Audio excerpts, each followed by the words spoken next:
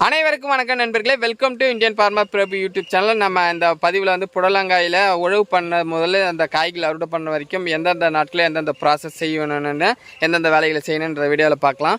நம்ம நிலத்தை பொறுத்த வரைக்கும் வெயில் நாடு அதிகமாக காயக்கூடிய நாட்களில் உழவு பண்ணி நம்மளுடைய நிலத்தை சூடாக்கி மண் வந்து மாவு பதத்துக்கு உழவு பண்ணி வச்சுக்கணும். அப்போ தான் வந்து நிலத்தில் வந்து வேர்களுடைய வளர்ச்சி சீரான அளவுக்கு இருக்கும். நல்ல ஒரு திடமான காய்களை அறுவடை பண்ண முடியுன்றது முதல் ஸ்டெப். அந்த நிலத்தில் நம்மளுடைய மாட்டினுடைய தோறும் ஒரு ஏக்கருக்கு முதல்ல வந்து ஒரு 3 டிப்பர் அளவுக்கு நம்ம கொடுத்துக்கணும் நண்பர்களே.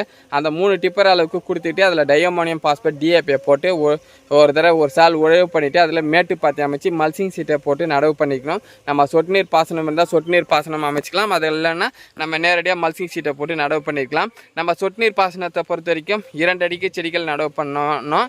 அதனால் நம்ம என்ன பண்ணோம், 2 அடிக்கு செடிகள் நடவு பண்ணலாம். மழை பெய்யக்கூடிய நாட்களில் நாம் செடிகளை குறைவான அளவுக்கு நடவு பண்ணலாம். அதாவது 4 அடிக்கு ஒரு செடிகளும் நடவு பண்ணிக்கலாம். வெயில் நாட்களை பொறுத்த வரைக்கும் கம்பல்சரி 2 அடிக்கு ஒரு செடிகள் நடவு பண்ணணும். இந்த வேலையை வந்து நம்ம குழித்தட்டில் விட்டு நடவு பண்ணிங்கன்னா நமக்கு வந்து செடிகளுடைய எண்ணிக்கையை குறைவான அளவுக்கு பயன்படுத்தலாம். நம்ம விதைகள் வந்து நேரடியாக மண்ணில் வைக்கும்போது சரியான அளவுக்கு முளைப்பு விகிதம் இருக்காது. அதனால் நம்ம என்ன பண்ணலான்னா நம்ம குழித்தட்டில் விட்டு நடவு பண்ணிக்கலாம். அது தேங்காய் நார் பித்தை கொண்டு நடவு பண்ணோம்னா நடவு பண்ணலேருந்து கிட்டத்தட்ட ஒரு 15 நாட்கள் 10லேருந்து 15 நாட்களுக்குள்ளே அந்த செடிகளை நம்ம நிலத்தில் நடவு பண்ண நண்பர்களே.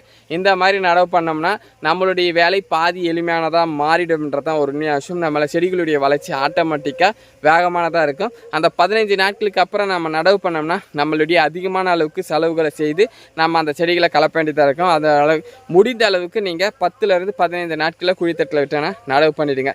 நடவு பண்ணதுலேருந்து ஒரு 4வது நாள் அல்ல ஒரு 5 நாட்களுக்குள்ளே நம்ம யூமஸை சொட்டு நீர் பாசனம்னா யூமஸை விட்டுருங்க. இல்லைன்னா 2வது தண்ணி நேரடியாக பாய்ச்சிட்டு இருந்தால் 2வது தண்ணி விட்டுடுங்க 5வது நாள். அந்த மாதிரி விடும்போது நம்ம செடிகள் வந்து விரைவாக வந்து பச்சை பிடிக்கும். இந்த மாதிரி பச்சை பிடிச்சதுக்கப்புறம் செடிகள் வந்து ஒரு 20 நாட்கள் ஆகிடுச்சு. அதுலேருந்து ஒரு 15 நாட்களில் செடிகளுடைய அடுத்தடுத்த இலைகள் வர ஆரம்பித்து ஒரு 35 நாட்கள்லாம் வந்து கொடிகள் வர ஆரம்பிக்கும். அந்த கொடிகளை வந்து நம்ம டொயின்னு போட்டு அந்த சணல் கயிறை போட்டு நம்ம பந்தல்கள் மேலே ஏற்றணும். அந்த பந்தல்களுக்கு மேலே ஏற்றும் பொழுது கீழே இருக்கக்கூடிய அனைத்து பக்க கிளைகள் ஒவ்வொரு இலைக்கும் ஒரு பக்க கிளைகள் வரும். அந்த பக்க கிளைகளை நம்ம கட் பண்ணி தூரம் எரிஞ்சிடணும்.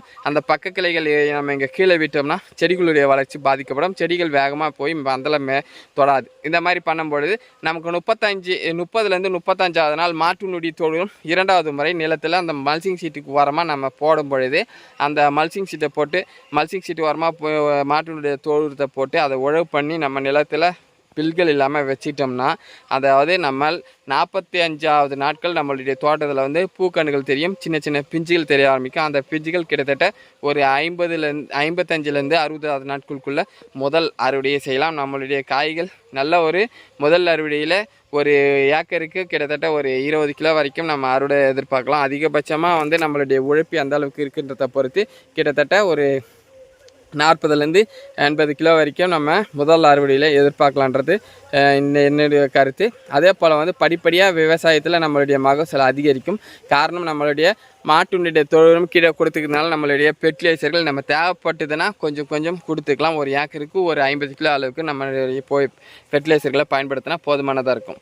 தேவைக்கு அதிகமாக நம்ம எப்பயுமே ஃபெர்டிலைசர்களை பயன்படுத்தாதீங்க. அதே போல் வந்து நிலத்தில் எக்காரணம் கொண்டோ நம்மளுடைய நிலத்தில் களைக்கொல்லிகளை பயன்படுத்தி களைகளை அழிக்காதீங்க. இந்த மாதிரி பயன்படுத்தினா நம்மளுடைய மகசூல் குறைஞ்சிடும். அதே போல் வந்து நிலத்தில் பவர் ஹீட்டரோ இல்லை அந்த பவரில் டிராக்டரோ கொண்டு உழப்பண்ணக்கூடாது. நம்மக்கிட்ட எல்லாமே இருந்தும் நம்ம இன்றைக்கும் ஆட்டில் வச்சு களைகளை அகற்றோம்.